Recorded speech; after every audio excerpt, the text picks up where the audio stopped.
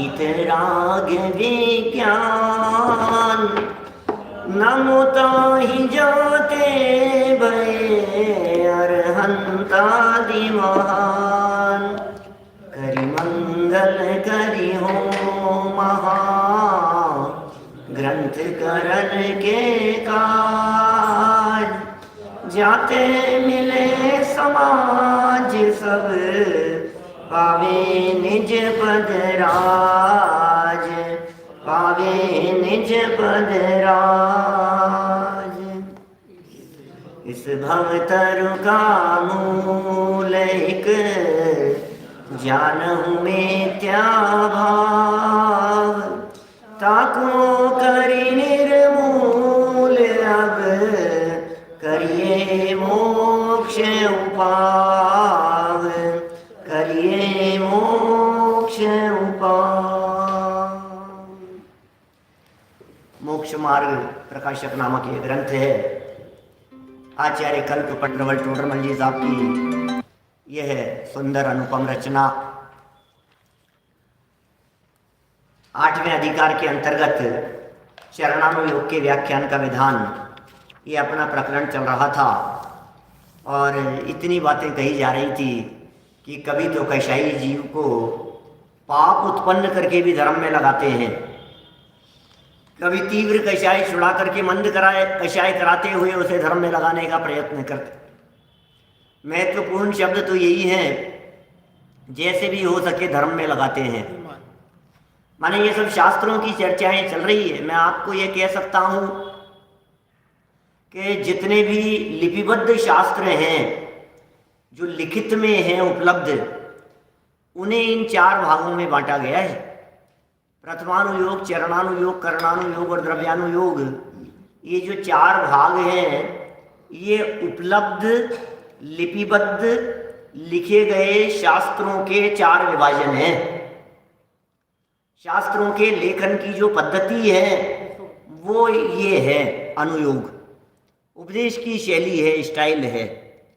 पूरी द्वादशांगमयी जिनवाणी को 4 अनुयोगों के अंदर नहीं बांट सकते, वो है ही नहीं। वो तो सब मौखिक थी और गणधरों के द्वारा गूंथी गई थी। उसमें ये सब दृष्टिवाद के भेदों के अंतर्गत ये अनुयोगों की चर्चाएं आती है। दृष्टिवाद के भेदों में भी जो 5 भेद हैं, परिकर्म, सूत्र, चूलिका, पूर्व अनुयोग, ये अनुयोग, तो ये प्रथमानुयोग वहाँ हैं। तो ये सब उसी के अंतर्गत है ये सारी बातें। देखिए आप यहाँ 280 नंबर पेज पर जो चर्चा चल रही थी कि कभी तो आपको मंदिर बनाने के लिए कहेंगे, कभी आपको नाच गान की भी प्रेरणा दे देंगे, कभी कहेंगे यार आप कर क्या रहे हो, आप भक्ति क्यों नहीं करते हो। लो चमर थोड़ा सा, अरे भगवान की भक्ति में उत्साह आना चाहिए।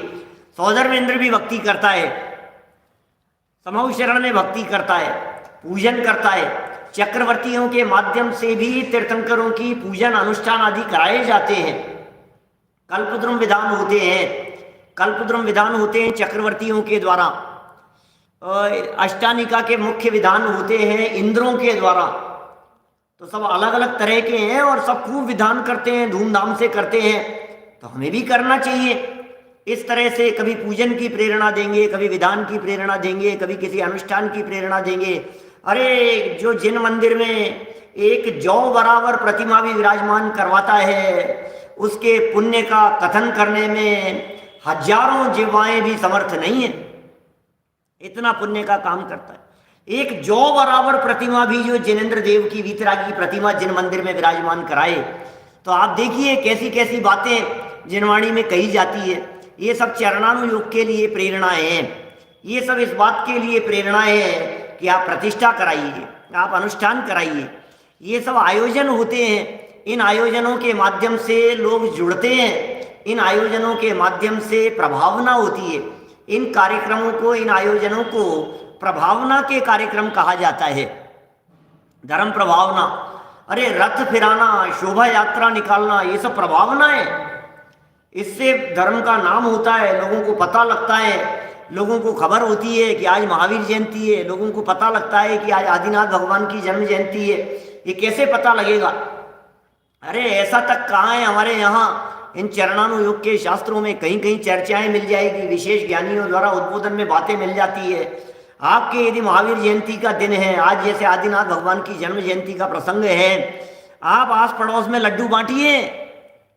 बच्चे के बर्थडे के दिन तो जाकर के बांटते हो आप, तो बच्चे के बर्थडे के दिन तो आप आस पड़ोस में लड्डू बांटते हो, और आदिनाथ भगवान के जन्म कल्याणक के दिन वो तो क्या है, ठीक है, वो तो मेरा हमारा थोड़ी ना, आदिनाथ भगवान वो तो सबके हैं। नहीं भाई, आस पड़ोस में पता लगना चाहिए कि आज आदिनाथ भगवान का जन्म हुआ है, आज के दिन हुआ था। नहीं तो दुनिया जैन धर्म को महावीर भगवान से ही शुरू मानती है। कई स्कूल की किताबों में पहले ऐसा चला करता था, अब तो परिवर्तन हो गया। माने आदिनाथ भगवान से शुरुआत है और जैन धर्म तो अनादिकालीन है। माने लोगों को आदिनाथ भगवान का परिचय हो, अजैन लोगों को भी इन बातों का परिचय हो कि आज इनके कुछ त्योहार है, आज इनके कुछ अच्छा दिन है, आज इनके कुछ विशेष दिन है। आप यदि ये कहेंगे कि आज आदिनाथ भगवान का जन्म दिवस है, जन्म कल्याणक का दिन है, इसलिए लड्डू खिला रहे हैं, तो हो सकता है दो चार लोग आपसे ये भी पूछ लेवे कि आदिनाथ भगवान कौन थे। यार हम तो महावीर भगवान का ही नाम सुना है, ये आदिनाथ भगवान कौन थे? तो आप चार लाइनें उन्हें आदिनाथ भगवान के बारे में बताओ कि जब वे राज्य अवस्था में थे तो उन्होंने इतना इतना काम किया। आज ये जो शिक्षा है ये उन्हीं की देन है। शिक्षा की परंपरा, खेती की परंपरा, खेती करना उन्होंने सिखाया ये राज्य अवस्था में। फिर भगवान बन जाने के बाद में उन्होंने वितरागता का मार्ग बतलाया। तो दो चार बातें आस पड़ोस के लोगों को भगवान आदिनाथ स्वामी के बारे में पता लगे, इसका नाम है प्रभावना, धर्म प्रभावना हो रही है। तो चरणानुयोग ऐसी धर्म प्रभावना में होने वाले किंचित पाप को गौण करके उसकी प्रेरणा देता है। क्योंकि यदि आप शोभा यात्रा निकालेंगे तो ऐसा तो है नहीं कि उसमें हिंसा नहीं होगी, ऐसा तो है नहीं जीवों की विराधना नहीं होगी, ऐसा तो है नहीं उसमें हाथी घोड़े काम में नहीं आएंगे, और इतने लोग निकलेंगे, चलेंगे, जुलूस निकलेंगे, सब कुछ होगा, तो उसमें हिंसा अधिक होना स्वाभाविक है। लेकिन चरणानुयोग उस हिंसा को गौण करके प्रभावना को मुख्य करके कहता है श्रावक के लिए यह कार्य करना योग्य है, श्रावक के द्वारा ऐसा कार्य किया जाना चाहिए। तो ये सब बड़ी गजब की बातें हैं। काफ़ी बातें आपके बीच में हम पीछे कर चुके थे। देखिए इस तरह से इन्होंने कह दिया भैया दरिद्रता दूर होती है। अरे जिनेंद्र देव का जो भक्त है वो दरिद्री नहीं होता। ये चरणानुयोग में बातें।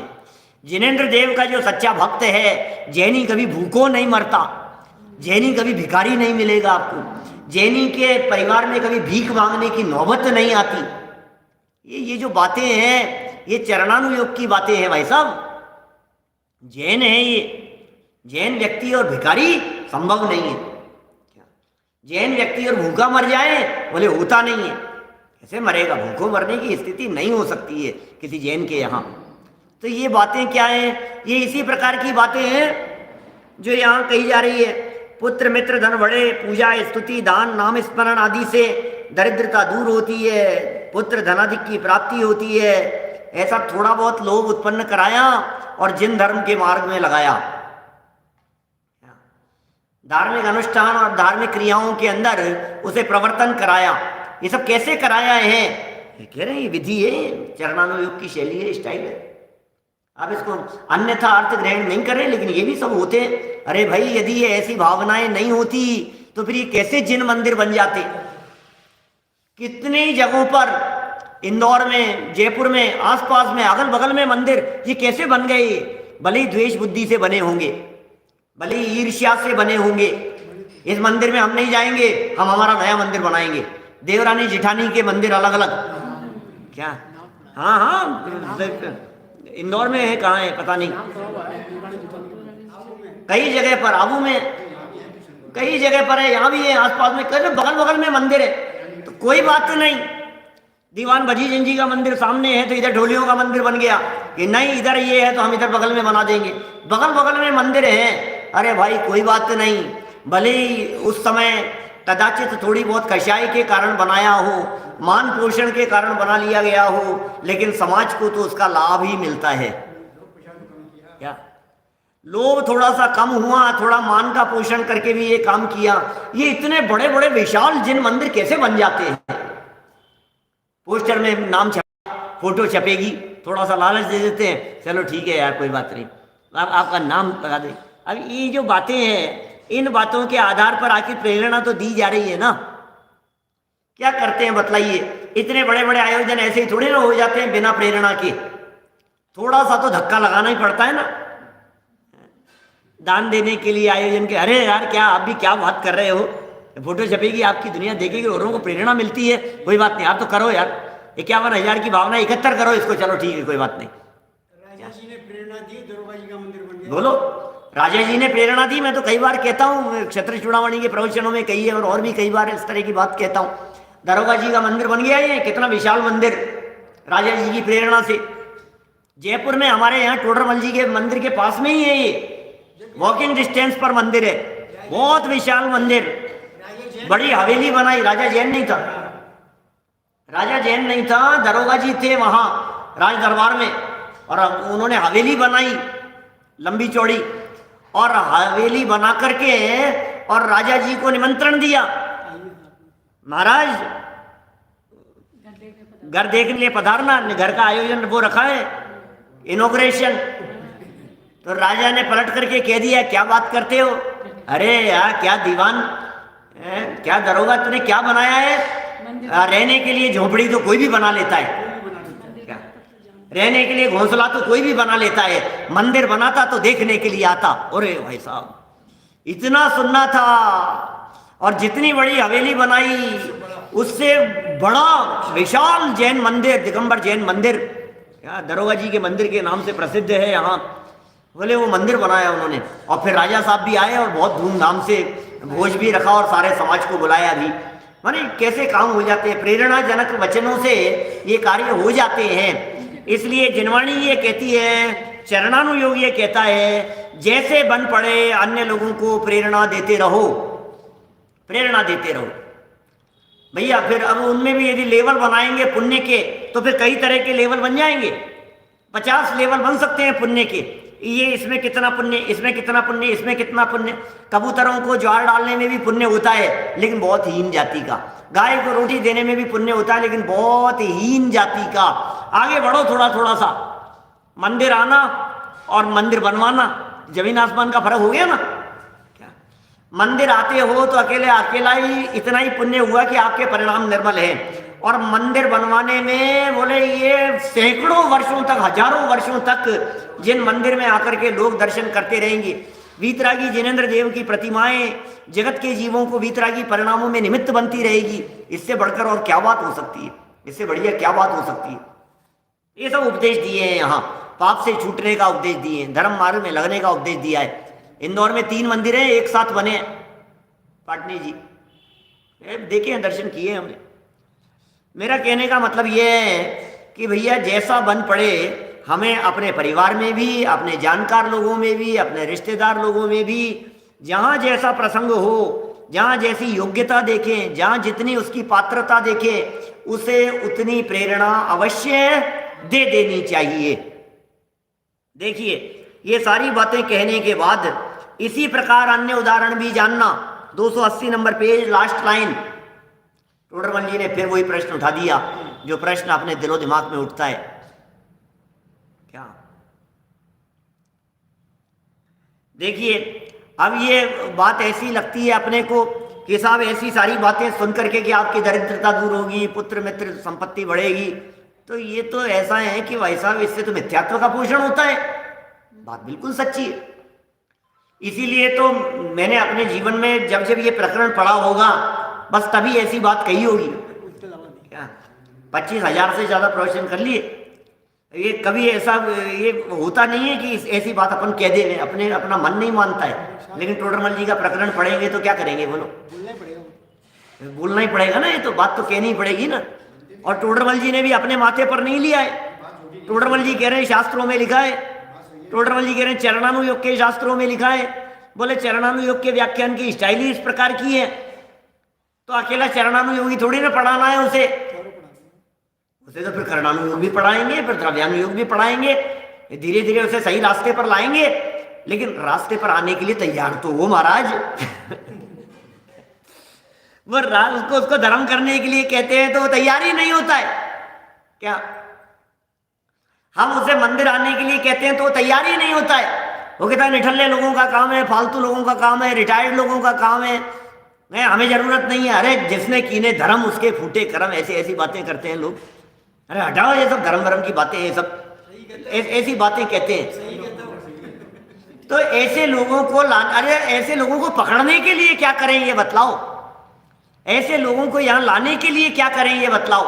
क्या देखिए यहां प्रश्न है, टोडरमल जी खुद कह रहे हैं, यहां प्रश्न है कि कोई कषाय छुड़ाकर कोई कषाय कराने का प्रयोजन क्या? ये क्या बात है यार, एक कषाय छुड़ा रहे हो, दूसरी कषाय करा रहे हो, पाप करा रहे हो, मिथ्यात्व करा रहे हो, मिथ्यात्व का पोषण कर रहे हो, भगवान को कर्ता धर्ता कहने वाली बातें, द्रौपदी को चीर बढ़ायो, सीतापति कमल रचायो, अंजन से किए अकामी दुख मेटो अंतर्यामी। अब आप तो मिथ्यात्व का पोषण जान करके आलोचना पाठ का निषेध कर देना, मत पढ़ो आलोचना पाठ, मिथ्यात्व का पोषण है इसमें। क्या अरे भाई साहब अब क्या कहें आपको। प्राचीन भजनों में इस प्रकार की बातें मिल जाएगी, प्राचीन पूजाओं में आपको इस प्रकार की बातें मिल जाएगी, 200-200 साल पहले लिखी गई, 250 साल पहले लिखी गई, उनमें इस प्रकार की बातें मिल जाएगी। और तो और मैं यदि थोड़ा सा संभल करके ही कह रहा हूं, आपको पवैया जी के विधानों में भी इस तरह की लाइनें मिल जाएगी, आपको दादा के विधानों में एक आध लाइन इस तरह की मिल जाएगी, सुख संपत्ति सर्व मिले, ऐसे शब्द मिल जाएंगे आपको। मैंने पढ़े हैं इसलिए कह रहा हूं, झूठ नहीं है। माने कहीं ना कहीं कुछ ना कुछ क्या इस सर्व अनुकूलताएं मिल जाएं, ऐसे शब्द आपको विधानों में इस तरह के शब्द मिल जाएंगे, आध्यात्मिक विधानों में इस तरह के शब्द मिल जाएंगे। बोले झूठ नहीं है, क्या करो, ये सब बातें होती है, सहज होती है, अपने आप होती है भाई साहब, प्रेरित होता है व्यक्ति।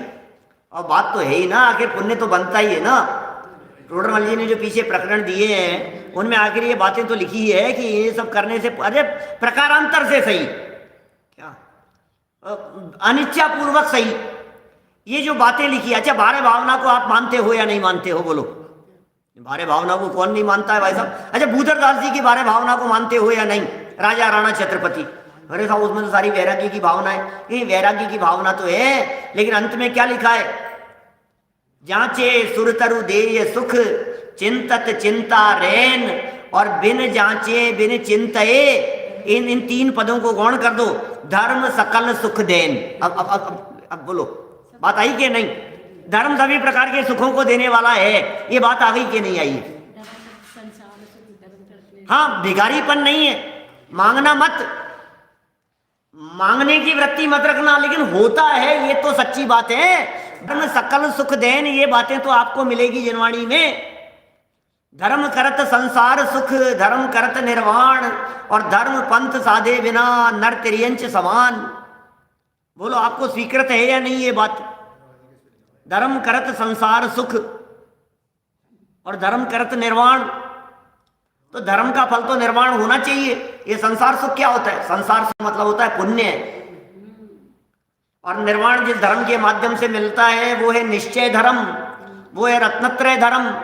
तो दो प्रकार के धर्म हो गए, एक हो गया निश्चय धर्म और एक हो गया व्यवहार धर्म। अरे धर्म तो एक ही है, निरूपण दो प्रकार से है। निश्चय धर्म को धर्म कहा जाए वो सच्चा धर्म है, और जो निश्चय धर्म तो हो नहीं, उसका सहचारी हो, उसे व्यवहार धर्म कहा जाता है।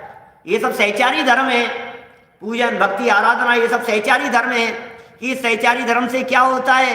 कि सहचारी धर्म से पुण्य बंधता है। गलत कह दिया है क्या? शास्त्रों में क्या इस तरह के कथन नहीं मिले क्या कि पुण्य से हो स्वर्ग? अभी ये शास्त्रों के कथन नहीं है क्या? तो पुण्य से स्वर्ग मिलता है, ये कथन अनुकूलताएं मिल रही है पुण्य से, क्या ये आगम का वचन झूठ है? मिलता है। लेकिन मुझे स्वर्ग मिल जाएगा, मुझे स्वर्ग मिल जाएगा, मेरी संपत्ति बढ़ जाएगी, कि मूर्ख ये जबरदस्ती की अपेक्षाएं मत रख, ऐसा पोषण मत कर। शास्त्रों में लिखा है ना, सुपात्र को दान देने से भोग भूमि में जन्म लेता है। अब ये तो शास्त्रों के कथन है, कर्णानुयोग के। सुपात्र दान के फल में भोग भूमि की प्राप्ति होती है। उत्तम भोग भूमि, मध्यम भोग भूमि, जघन्य भोग भूमि के अंदर चला जाता है। सुपात्र दान के फल में, तो दान के फल में भोग दिखा रहे हो आप, कर क्या रहे हो? भोग भूमि माने क्या है? भोग ही तो दिखा रहे हो। भोग भूमि माने क्या है? तो पात्र दान के फल में जो भोग भूमि बतलाई गई है, ये क्या चीज है? लेकिन टोडरमल जी ने एक लाइन क्या कह दी कि हमें तो थोड़ी सी ऐसा लगने लग गया, क्या कोरोना भगाने के लिए भक्तामर पाठ करे तो अनर्थकारी है क्या? मिथ्यात्व का पोषण है, सच में मिथ्यात्व का पोषण है क्या? उससे वो काम नहीं चलेगा। वो यहां तो ये कह रहे हैं निस्वार्थ भाव से भक्ति करो, और जनवाणी ये कह रही है कि तुम्हारे काम अपने आप होंगे, वो हो जाएंगे। तुम एक बात बतलाइए, तुम भगवान की भक्ति कर रहे हो कि अपने बीमारी की भक्ति कर रहे हो? बीमारी की भक्ति हो रही हो क्या? यदि दृष्टि में कोरोना भगाना है तो फिर दृष्टि में भगवान नहीं है, और जिस दृष्टि में भगवान नहीं है फिर वो भगवान की पूजा नहीं है। क्या हो रहा है? तो बहुत बैलेंस रखने की बातें हैं भाई साहब। बातें तो जनवाणी की है, शास्त्रों की है। टोडरमल जी ने प्रश्न भी उठा दिया है, यहाँ बहुत महत्वपूर्ण प्रश्न है क्या? प्रयोजन जहां गलत है वहां अनर्थ है, ये पंडित जी कह रहे हैं। और प्रयोजन यदि सही है तो सब सही है। छल ग्रहण नहीं करना, हमारे द्वारा किए गए इतने प्रतिपादन से भी छल ग्रहण नहीं करना क्या? आप जनवाणी की शरण लेंगे तो परिणामों में शांति मिलती है। बोलो अब ये लौकिक शांति की बात है या नहीं है? सोचना जरा। समता रस का पान करो, अनुभव रस का पान करो, शांत रहो शांत रहो, सहज सदा ही शांत रहो। क्या बोलो, क्या करें? अब ये जो शांत है, परिवार में शांति होगी, घर में शांति होगी, मन में शांति होगी, जनवाणी का अध्ययन करने से, जनवाणी का मनन करने से। क्या ये लौकिक शांति नहीं है? पारलौकिक तो मिलेगी तब मिलेगी, लेकिन घर के झगड़े भी तो निपट रहे हैं। क्या ये शांति नहीं है क्या? आपके मन मुटाव भी तो दूर हो रहे हैं जनवाणी का अध्ययन मनन करने से। तो क्या ये पारिवारिक शांति नहीं मिलती है स्वाध्याय करने से? क्या भाई साहब बोलो, टोलिया जी साहब, ये पारिवारिक शांति भी मिल ही रही है ना जनवाणी के अध्ययन मनन करने से। आपके झगड़े निपटेंगे, आपके विवाद नहीं होंगे, आपकी कषाएं बंद होगी, आपकी आकुलता मिटेगी। अब यदि ये कहा जाए कि जनवाणी के अध्ययन मनन और अभ्यास करने से पारिवारिक सुख शांति रहती है। मेरा तो एक प्रवचन कोरोना के बीच में हुआ, 22-25 हजार लोगों ने देखा, उसे 20-22 हजार लोगों ने। कोरोना के बीच में अभी 5-6 महीने पहले हुआ है। पारिवारिक सुख शांति का उपाय और सुझाव लो, क्या कह रहे हो साहब? पारिवारिक सुख शांति की बातें कर रहे हो आप धर्म के नाम पर? अरे भाई क्या बताएं, ये जो जैन धर्म है, ये जैन धर्म जिसके जीवन में उतरता है उसके घर में पारिवारिक शांति अपने आप होती है। लेकिन पारिवारिक शांति के लिए करे, बोले ये गलत है। जो पढ़ेगा, जो सुनेगा, जो जैन धर्म की चर्चाओं को अपने जीवन में उतारेगा, जिसकी लाइफ स्टाइल के अंदर ये जैन चर्या, जैन आचरण, जैन व्यवहार, जैनत्व का सदाचार जिसके जीवन में उतरेगा, उसके जीवन में अपने आप धार्मिक बातें आ जाएगी, उसके जीवन में अपने आप ये सारी बातें चली जाएगी। समझ में आ रही है बात? तो ये बहुत गहराई से समझने जैसी बातें हैं जिन्हें हमें समझना चाहिए। टोडरमल जी जैसे गुरु हमारे को ये बात लिख रहे हैं, इसका मतलब हम टोडरमल जी के ऊपर प्रश्न चिन्ह नहीं खड़ा कर सकते। हमें टोडरमल जी की लाइनों की अपेक्षाएं समझनी पड़ेगी। गुरुदेव सिंह ने प्रवचन किए इन लाइनों के ऊपर। बोलो, अब सोचो जरा, एक बार कल्पना करो आप, क्या वे ऐसे झूठ कह देंगे? जब इस लाइन के ऊपर व्याख्या करनी होगी तो क्या करेंगे? ये लिखा है साहब, है धर्म कार्य। अरे आगे की लाइन क्यों भूल जाते हो? धर्म कार्यों में लगाते हैं, आगे की लाइन क्यों भूल गए आप? ये साहब क्यों कर रहे हो ये सब? धर्म में लगाते हैं। अरे क्या धर्म में लगेगा? जो गलत प्रयोजन लेकर के आया है आने तो दो, फिर निपट लेंगे। आने तो दो, फिर समझा देंगे उसे। क्या अरे साहब आप तो मायाचारी कर रहे हो, क्या बात कर रहे हो? टोडरमल जी कह रहे हैं देखो भैया समाधान सुनो, 281 नंबर पेज पर समाधान। जैसे रोग तो शीतांग भी है और ज्वर भी है, दोनों तरह की बीमारियां हैं। क्या जैसे रोग तो शीतांग भी है और ज्वर भी है, परंतु किसी का शीतांग से मरण होता जाने, शीतांग मतलब सर्दी, अंग ऐसे ठंडे पड़े हैं बिल्कुल, उससे मरण होता जाने। बोलो रतनवा जी क्या कह रहे हैं? देखो क्या है स्थिति, शीतांग से मरण होता जाने, वहां वैद्य उसको ज्वर होने का उपाय करता है। बुखार हो उसको, क्या बात कर रहे हो? ज्वर माने हैं ऊष्णता, ज्वर माने हैं बदन का तपना। क्या ज्वर हो गया? अब ये तपने की बात कर रहे हैं, तो ज्वर की बात कर रहा है वैद्य। हाँ हाँ, जिसको शीतांग हो गया है उसे ज्वर होने का उपाय करता है, और ज्वर होने के पश्चात उसके जीने की आशा हो तब बाद में ज्वर को भी मिटाने का उपाय करता है। क्या गजब बात कह दी है पंडित जी साहब ने! क्या बात समझ में आई? क्या कितनी गजब की बात कह दी है? ये कह रहे हैं पहले तो बीमारी करवाई तुमने, धन संपत्ति बढ़ेगी, पारिवारिक शांति होगी, ये बीमारी, अरे भाई उसके ज्यादा बीमारी थी, ये हम ये दूसरी बीमारी हमने उसको चालू की, लेकिन फिर बाद में ये बीमारी भी मिटानी है। क्या देखो भाई साहब, चतुर वैद्य इस बात को बहुत बराबर जानता है कि इसका इलाज कैसे करना है। क्या श्री गुरु बराबर इस बात को जानते हैं कि इसका इलाज किस प्रकार किया जाना है, इसके लिए क्या करेंगे हम, कैसे उपदेश दिया जाए, कैसे समझाया जाए, कैसे शिक्षा दी जाए, ये गुरु बराबर जानते हैं। अरे यार आप तो क्या बात कर रहे हो, पहले शीतांग हो रहा था, पहले बीमार था वो, पहले तबीयत खराब थी उसकी, और तुमने उसके ज्वर होने के उपाय बतला दिया। ये वैद्य जी सही नहीं है, ज्वर होने का उपाय बता रहे हैं उनको, ऐसी दवाई दे रहे हैं जिससे बुखार हो जाए। अरे भाई तुम सुनो तो सही, शीतांग मिटेगा, वो मौत आ रही है उसके, शरीर ठंडा पड़ा है, ये मर जाएगा, इसको शरीर गर्म होने के लिए उपाय, थोड़ा सा बुखार का उपाय करो, फिर बाद में उसकी जीने की इच्छा है तो फिर हम कोशिश भी करेंगे कि ज्वर भी मिट जाए। कितने सुंदर स्पष्टीकरण है, देखो 2 लाइनों में, 3 लाइनों के अंदर पंडित जी ने सब स्पष्ट कर दिया अपने प्रतिपादन को, कि भैया वो जो विषय कषायों में रचा पचा था, वो शीत ज्वर वाला था, ठंडा पड़ा हुआ था, उसे थोड़ा सा हमने हवा फूकी है, उसमें थोड़ा सा उसको गर्म किया है। तो बोले आप गर्म कर दिया, ये तो गलत बात है। कि नहीं नहीं, हम इसकी ये गर्मी भी मिटा देंगे। क्या हमारे दिमाग में है सब कैसे करना है?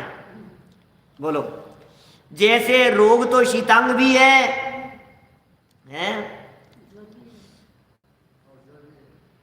रोग तो शीतांग भी है और ज्वर भी है, परंतु किसी का शीतांग से मरण होता जाने, इतने ठंडा शरीर पड़ा है, मरण होता जाने, वहां वैद्य उसको ज्वर होने का उपाय करता है। ये वैद्य जी क्या कर रहे हैं? ज्वर होने का उपाय करता है, और ज्वर होने के पश्चात उसके जीने की आशा हो तो बाद में ज्वर को भी मिटाने का उपाय करता है। उसी प्रकार कषाय तो सभी ये है भैया, लोभ भी ये है, भय भी ये है, शोक भी ये है, सब ये है कषाय, परंतु किन्हीं जीवों के कषायों से पाप कार्य होता जाने, अरे कषायों से खूब पाप कार्य होता जान रहे हैं, वहाँ श्री गुरु उनको पुण्य कार्य के कारणभूत कषाय होने का उपाय करते हैं। कषाय होने का, पुण्य के कारणभूत कषाय होने का उपाय करते हैं। पश्चात उसके सच्ची धर्म बुद्धि हुई जाने कि अब इसकी थोड़ी सी रुचि बढ़ रही है, तब बाद में वे कषाय मिटाने का उपाय करते हैं। ऐसा प्रयोजन जानना, बाद में उसे अच्छी बात बतला देते हैं, भैया ये जो तू समझ रहा है इससे कोई धर्म वरम नहीं है, इससे कोई लौकिक आकांक्षाओं के लिए कोई धर्म किया जाता है क्या? क्या लौकिक इच्छा रख करके धर्म कर्म नहीं किए जाते हैं क्या? समझ में आ रही है बात? लौकिक आकांक्षाएं रख करके धर्म की भावनाएं मत भाना, मिटाने का ये उपाय करना, ऐसा प्रयोजन है।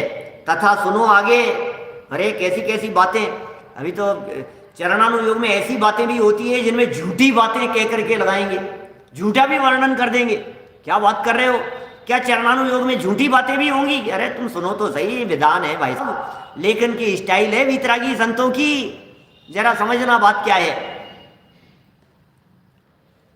तथा चरणानुयोग में जैसे पाप छोड़कर धर्म में लगे, जैसे लगे वैसे अनेक युक्तियों द्वारा वर्णन करते हैं। युक्तियां हैं भाई साहब ये तो। क्या पाप छोड़कर धर्म मार्ग में लगने के लिए युक्तियां हैं। देखिए क्या कह रहे हैं यहां, पाप छोड़ा और धर्म मार्ग में लगने के लिए युक्तियां हैं। वहां लौकिक दृष्टांत देंगे, लौकिक बातें, युक्तियां बताएंगे, उदाहरण देंगे, न्याय वृत्ति के द्वारा समझाते हैं, लौकिक दृष्टांत वगैरह दे करके। वे कहीं अन्य मत के भी उदाहरण आदि देते हैं। बोलो क्या बात कर रहे हो? हाँ हाँ, धर्म परीक्षा जैसे ग्रंथों के अंदर किया ना अमित गति आचार्य देव ने, पवन वेग और मनोवेग, काल्पनिक कैरेक्टर खड़े करके और कहानियां बना बना करके अन्य मत की भी उदाहरण दे दिए उन्होंने। आपके ऐसा है, इनके यहाँ ऐसा है। अरे जब आपके यहाँ ऐसा हो सकता है तो यहाँ कैसे नहीं हो सकता है? जब वही ऐसा मानते हैं तो हम कैसे नहीं मानेंगे? जैसे सुक्त मुक्तावली में लक्ष्मी को कमलवासिनी कही, ग्रंथ का नाम है, कमलवासिनी कही, वे समुद्र में विष और लक्ष्मी उत्पन्न हुए, उस अपेक्षा उसे विष की भगिनी कही है। लो कथन मिल जाएंगे। इसी प्रकार अन्यत्र भी कहते हैं। जैसे समझ लीजिए आप कहते हैं ना ये बृहस्पति की चर्चा है ना, और भी चर्चाएं इस तरह की, बृहस्पति है और बहुत सारी बातें। उन्हें देवों का गुरु कहते हैं बृहस्पति को, इसलिए बृहस्पतिवार गुरुवार। तो अपने यहाँ भी बृहस्पति की चर्चा तो है, लेकिन वो गुरु है, देवों का गुरु है। देवों में कोई शिक्षा दीक्षा थोड़ी ना होती है, कोई पठन पाठन थोड़ी ना होता है। लेकिन जैसा लोक में चलता है उस अनुसार यहाँ भी कथन कर दिया जाता है। देखिए वहां कितने ही उदाहरण झूठे भी हैं। लो क्या, कमल वासिनी का मतलब होता है कमल पर रहने वाली लक्ष्मी, कमल वासिनी, कमल पर वास करने वाली लक्ष्मी। लक्ष्मी का निवास कहाँ है? कमल पर। अब अपने अब यद्यपि वो तो अलग बात है कर्णानुयोग की, वो तो है ही बराबर, लेकिन यहाँ इस तरह की बातें कह दी जाती है। वहां कितने ही उदाहरण झूठे भी हैं, परंतु सच्चे प्रयोजन का पोषण करते हैं, इसलिए झूठ नहीं है। लो क्या कह रहे हो आप? उदाहरण झूठे, चरणानुयोग झूठी बातें कर रहा है, शास्त्रों में झूठ बात लिखी है। हम नहीं कह रहे हैं भाई साहब। क्या है जिनागम? आप मतलब जिनागम को टोडरमल जी साहब का क्या गहराई से अध्ययन था और क्या चिंतन था। झूठ बात जिनागम में। अरे भाई डरो मत, डरो मत। झूठ माने ऊबहू नहीं है, अभी भी सिद्ध करेंगे। अभी बताएंगे कैसा झूठ हो सकता है, अभी बतलाएंगे किस प्रकार का झूठ चल सकता है। नीचे उतर करके कहेंगे ऐसा। अरे जिस नगरी में, अयोध्या नगरी, आपको क्या बताएं, जिस नगरी में ऋषभ देव का जन्म हुआ चैत्र कृष्ण नवमी के दिन, अरे वो नगरी स्वर्गपुरी जैसी सजा दी गई। अब स्वर्ग जैसी सजा दी गई। अब स्वर्ग जैसा तो नहीं हो सकता है ना, स्वर्ग तो स्वर्ग ही है। तो झूठी हो गई ना बात। ऐसे झूठ की बात कह रहे हैं, माने उपमा के आधार पर झूठ है। अभी कोई व्यक्ति यदि लाइन पकड़ लेवे तो यही कहेगा भाई, अरे नहीं तो झूठी, कैसे स्वर्ग की कैसे बात कर सकते हो भैया? कश्मीर तो धरती का स्वर्ग है, भारत का स्वर्ग है, तो कश्मीर स्वर्ग है?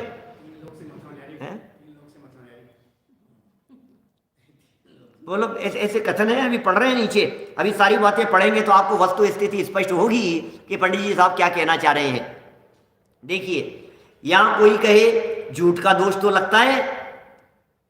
अरे तुमने झूठे उदाहरण दे दिए, सच्चे प्रयोजन के पोषण के लिए दे दिए, और तुम कह रहे हो दोष नहीं है। झूठ का पोषण तो है। कोई कहे झूठ का दोष तो लगेगा ना भैया, झूठी बात कहने से लगेगा। देखो क्या कह रहे हैं, उसका उत्तर, यदि झूठ भी है और सच्चे प्रयोजन का पोषण करे तो उसे झूठ नहीं कहते। लो झूठ की परिभाषा बदल गई।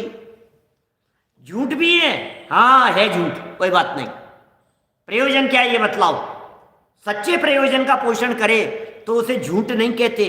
और सच भी है, यद्यपि सत्यम, भले ही सत्य है, और झूठे प्रयोजन का पोषण करे तो है झूठ है। लो नहीं साहब, हम तो सच कह रहे हैं, हम तो सच कह रहे हैं, हमारी बात बिल्कुल सच्ची है, लेकिन प्रयोजन तेरा झूठा है। तो उसे झूठ कहते हैं। सच्ची बात भी झूठी है और झूठी बात भी सच्ची है। ये क्या जिनागम है भाई साहब, मैं तो काम करना बंद कर दे, हमारा उपयोग दिमाग सब, ये कैसा जिनागम है, ये कैसी बातें करते हैं, ये क्या है जिनवाणी। ये जिनवाणी के न्याय विभाग को नहीं समझे, जिनवाणी की स्यादवाद पद्धति को नहीं समझे, तो ये जीव माथे फोड़ता रहे, अर्थ का अनर्थ करता रहे। यदि ये पिछली बातें कही गई सुन करके इसी का पोषण करे अपने दिमाग में, तो मिथ्या दृष्टि बना रहे, कभी मोक्ष मार्ग जीवन में प्रारंभ नहीं हो पाए। इन बातों में गहराई कितनी है क्या, माने डिपेंड करता है कथन करने वाले का इंटेंशन क्या है। बिल्कुल ऐसा ही है। देखिए पंडित जी का वाक्य, अभी आगे देखना झूठ किस तरह का है। आप ही कहेंगे कि हाँ कोई बात नहीं, ऐसा तो चल जाएगा, आप ही कह देंगे। झूठ के लिए आप कह देंगे संजय जी भाई साहब कि चल जाएगा। देखिए अलंकार युक्ति नामादिक में वचन अपेक्षा झूठ सच नहीं है। जब अलंकार कहे जाते हैं, जब युक्तियां कही जाती है, क्या अरे जब भक्तामर स्तोत्र में ऐसे अलंकारिक वर्णन किया गया, दीपो परस तमसि नाथ है, जगत प्रकाश, इस तरह की जो चर्चाएं की है, आप अद्वितीय दीपक के समान हैं, बिंबम क्या बिंबम कलंक मलिनम कह निशा करस्य यद वासरे भवति पांडु पलाश कल्पम, ऐसी जो उपमाएं दी है, निरुपमेय कहा गया है, कहीं चंद्रमुख कहकर के पुकारा गया है, कहीं हिरणी जैसी चाल कहकर के पुकारा गया है। जहाँ वर्णन प्रथमानुयोग में इस तरह के होंगे, चरणानुयोग में इस तरह के होंगे, अलंकारिक वर्णन होंगे, होता है ऐसा कथन, कोई बात नहीं। अलंकार युक्तिक नामादिक में वचन अपेक्षा झूठ सच नहीं होता है, प्रयोजन की अपेक्षा झूठ सच है। क्या सच है और क्या झूठ है, ये बात प्रयोजन की अपेक्षा से है। ये आप वचन की अपेक्षा से झूठ मत मानना। वचन अपेक्षा झूठ और प्रयोजन अपेक्षा सच। ख्याल में आई क्या क्या कह दिया। यह बात वचन अपेक्षा से झूठ है और प्रयोजन अपेक्षा से सच है, ऐसा देखो। कहते हैं ऐसा, अरे भाई साहब ये क्या बात है, कोयल जैसी आवाज है। अब कोयल जैसी आवाज है, अब कोयल जैसी आवाज हो सकती है किसी मनुष्य गति के जीव की? किसी मनुष्य गति सात्विक हुई है ऐसी? किसी मनुष्य गति के जीव की कोयल जैसी आवाज नहीं हो सकती, तीन काल में संभव नहीं है। क्या कव्वे जैसी कर्कश वाणी है, क्या गधे जैसी बुद्धि है, तो गधे जैसा है, ये तो गधा है। जब ऐसे अलंकारिक वर्णन कर दिए जाते हैं तो उनमें असत्य नहीं होता है, वहां शब्द नहीं देखे जाते हैं, वहां भाव देखा जाता है, वहां प्रयोजन देखा जाता है। जैसे तुच्छ शोभा सहित नगरी को इंद्रपुरी के समान कहते हैं। अरे हमारे भी सुनील जी सराफ साहब, हमारे पंचकल्याण प्रतिष्ठा महोत्सवों में स्वर्ग से सुंदर स्वर्णपुरी अयोध्या नगरी में आप सभी का स्वागत है। अब बोलो क्या क्या कहना है आपको? क्या ये अयोध्या नगरी है? क्या ये झूठ है? क्या ये बातें गलत है? क्या प्रतिष्ठाचार्यों के माध्यम से ऐसा कहना उन्हें झूठ कहा जाएगा? अरे कई तरह के नए होते हैं, कई तरह की विवक्षाएं होती है, कई तरह की वाणी में कथन होते हैं। तुच्छ शोभा सहित नगरी को इंद्रपुरी के समान कहते हैं, सो झूठ है, परंतु शोभा के प्रयोजन का पोषण करता है, इसलिए झूठ नहीं है। और सुनिए, तथा इस नगरी में छत्र को दंड है, अन्यत्र नहीं, ऐसा कहा सो झूठ है। अन्यत्र भी दंड देना पाया जाता है, परंतु वहां अन्यायवान थोड़े हैं और न्यायवान को दंड नहीं देते, ऐसे प्रयोजन का पोषण करता है, इसलिए झूठ नहीं है। 2 लाइन पढ़ गया फास्ट थोड़ा सा, कुछ समझ में आई क्या बात? क्या कह दिया है? ये कहा है इस नगरी में छत्र को दंड है, अन्यत्र नहीं है। न्याय की भाषा है थोड़ी सी, छत्र को दंड है, अन्यत्र नहीं है। क्या क्या कह दिया भैया? नीरज जी साहब क्या कह दिया? छत्र कहते हैं छत्ते को। क्या नगरी में भाई साहब कि साहब दंड है कि नहीं? आपके यहाँ दंड मिलता है कि नहीं? अरे किसी को कोई दंड नहीं, दंडा यदि मिलेगा तो आपको छत्ते में ही मिलेगा, बाकी यही नहीं। हमारे यहाँ कोई दंड वंड नहीं है, क्योंकि सारे लोग निरपराधी हैं, सज्जन हैं, अच्छे लोग हैं, न्याय व्यवस्था बहुत अच्छी है। आपको यदि कहीं इस नगरी में दंड है तो बोले छत्र कोई दंड है, न्याय की भाषा है। न्याय शास्त्रों का प्रयोग है ऐसा, मिलते हैं इस तरह के कथन। तो भाई इस नगरी में छत्र कोई दंड है, दंड माने डंडा, लकड़ी छत्ते में लगी हुई, अन्यत्र नहीं है, ऐसा कहा सो झूठ है। बात तो झूठ है। क्या बात कर रहे हो आप? कोई व्यक्ति अपराध नहीं करता, हर व्यक्ति सच्चा ईमानदार है, नहीं अन्यत्र भी दंड देना पाया जाता है, इसलिए तुम्हारी बात तो झूठ है। परंतु वहां अन्यायवान बहुत थोड़े हैं भाई साहब। इस पूरी नगरी में अन्यायी लोग नहीं है, पापी लोग नहीं। अरे कोई एकाध, कोई हजारों लाखों लोगों में से कोई एकाध दो व्यक्ति कोई हो तो उसे थोड़ी ना अपराधी कहते हैं। और न्यायवान को दंड देते नहीं है, ऐसे प्रयोजन का पोषण करता है, इसलिए झूठ नहीं है। छत्र कोई दंड है, ये कथन कोई झूठ नहीं है। तथा बृहस्पति का नाम सुरगुरु लिखा है। लो आ गई बात यहां। क्या मैंने पढ़ा नहीं था, मुझे ध्यान नहीं था कि ये नीचे टोडरमल जी कहने वाले हैं, नीचे आ गया अपने आप ही। तथा बृहस्पति का नाम सुरगुरु लिखा है, क्या वे मंगल का नाम कुछ लिखा है। सो ऐसे नाम अन्य मत अपेक्षा है। क्या बृहस्पति को सुरगुरु कहना, सुरगुरु है बुद्धियोपी, क्या है हम शब्द आगे पीछे हो जाते हैं। भक्तामर में लिखा है ना, सुरगुरु प्रतिमोपि बुद्धिया, ऐसा शब्द है, सुरगुरु प्रतिमोपि बुद्धिया। कौन सा छंद है? शुरू में ही तो है, स्टार्टिंग के छंदों में ही कि अरे कौन होगा हे जिनेंद्र देव, कौन होगा ऐसा बृहस्पति के समान बुद्धि वाला जो आपकी स्तुति करने में समर्थ होगा। अल्प श्रुतम श्रुतवताम परिहास धाम है, त्वद भक्तिरेव मुखरी कुरुते बलान माम। यत् कोकिल, इसके आगे पीछे छंद है कहीं जिसमें चर्चा की है। सुरगुरु प्रतिमोपि बुद्धिया। तथा बृहस्पति का नाम सुरगुरु लिखा है, मंगल का नाम कुछ लिखा है, अन्य मत अपेक्षा से ये नाम दे दिए गए हैं भाई साहब। इनका अक्षरार्थ है सो झूठा है, अक्षरार्थ, परंतु वे नाम उस पदार्थ का अर्थ प्रकट करता है, इसलिए झूठ नहीं है। लो क्या चरणानुयोग की विधान है, चरणानुयोग की स्टाइल है कथन करने की। ये कह रहे हैं भाई साहब ऐसी बातें बहुत मिल जाएंगी, ऐसी बातें। बुद्ध वीर जन हरिहर ब्रह्मा, चौथा छंद है ना। वक्तुम गुणान गुण समुद्र शशांक कांतान, कस्ते क्षमे है, कौन समर्थ है? वो बृहस्पति के समान बुद्धि वाला ऐसा कौन समर्थ है हे जिनेंद्र देव? बोले कोई समर्थ नहीं है। तो बृहस्पति के समान बुद्धि वाला सुरगुरु कहकर के वहां सुरगुरु प्रतिमोपि बुद्धिया ऐसे शब्द का प्रयोग किया है। चलिए और नीचे अंतिम 3 लाइनें पढ़ते हैं इसी पेज की। अभी मंगल का नाम कुछ लिखा है, अभी मंगल के लिए पर्यायवाची शब्द जैसा है कुछ शब्द है ना। हाँ, और डिक्शनरी के अंदर देखना ये अन्य मत अपेक्षा से नाम है।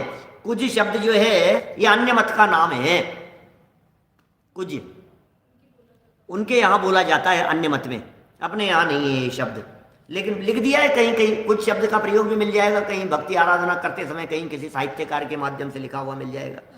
इस प्रकार अन्य मतादि के उदाहरण आदि देते हैं तो झूठ है। टोडरमल जी खुद ही लिख रहे हैं, इस प्रकार अन्य मतादिक के उदाहरण आदि देते हैं तो झूठ है, परंतु उदाहरण आदि का तो श्रद्धान कराना है नहीं। अरे उदाहरण का श्रद्धान थोड़ी ना कराना है, श्रद्धान तो प्रयोजन का कराना है। बोलो, और प्रयोजन सच्चा है, इसलिए दोष नहीं है। क्या बात लिख दी है।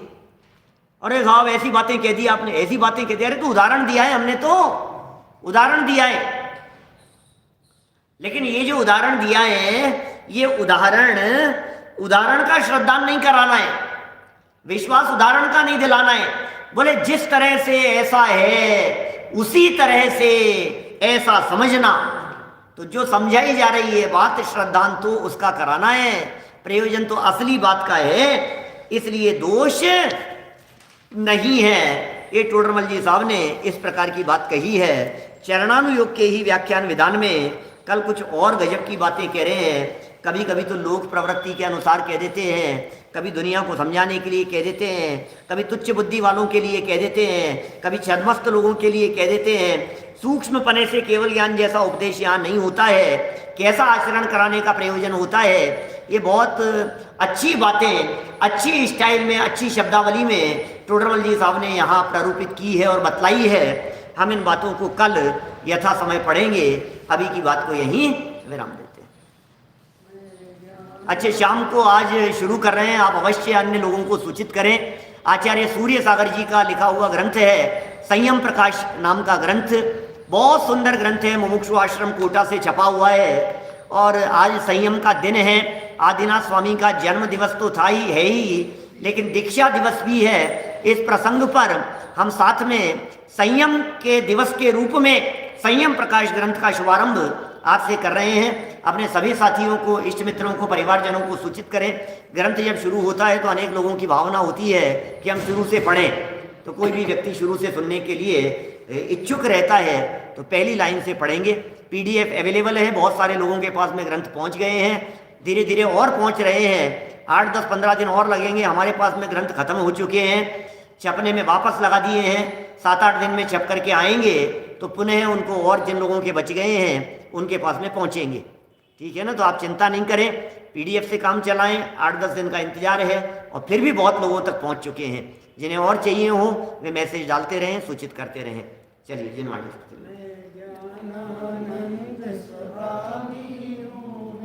ज्ञानानंद